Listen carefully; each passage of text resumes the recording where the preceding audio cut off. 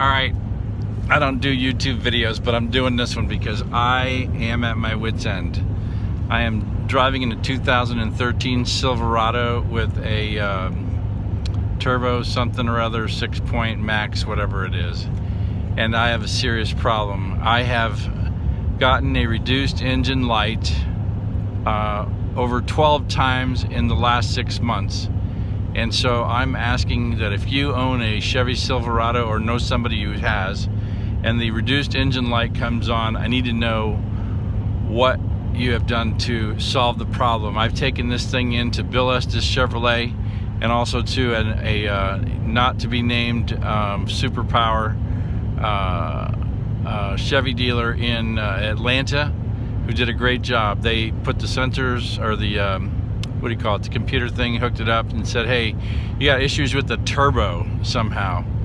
So something's triggering something in the turbo that is taking it down to reduced engine power, and I don't know what that is. So if you're having the same problems, I'd like you to make comments. If you have a better solution, that'd be great. Part 2 of this thing is that when you're driving 70 miles an hour down a highway pulling a trailer, and then you go to 45 miles an hour and you have no control over the speed, you can get killed. Yeah.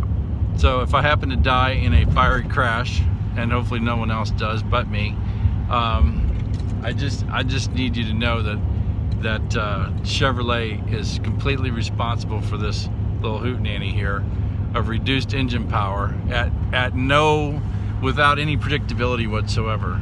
Part 2 of that is that Bill Estes Chevrolet, one of their long-time service guys, after I brought it in the first time on reduced engine power, they made the recommendation that I should go get a reprogrammed, souped up efficiency package put into the computer system of this thing. So I did that, but I did that after it went to reduced engine power, only to find out from the heavyweight superpower Chevy dealer name in Atlanta that now my entire warranty package is out of compliance, so I can't get the piece replaced, which is about $3,000. So if anybody wants to write a check for 3 G's for me, I'm just kidding. I'm just really not excited about the process, and I just need to know if you're with Chevrolet, what in the world do you do? I mean, how can you have a liability like this driving around on the highways, knowing that literally you're putting people at risk because your people can't even identify what the real problem is? I was told I needed to also drive around with this computer hooked up to the truck, and because they can't replicate the reduced engine power light, because it won't go until you're driving the truck for about 2 hours. So nobody wants to drive with it for 2 hours or 3 hours or 4 hours while I'm working. So you can't replicate this episode.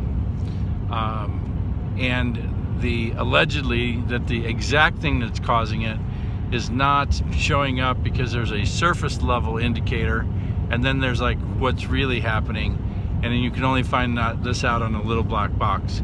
And the believability factor of that being like necessary is 0 in my viewpoint. So that's all of my complaints, all in one YouTube video. I look forward to finding out what's wrong with my Chevrolet Silverado 2013 that is dangerous.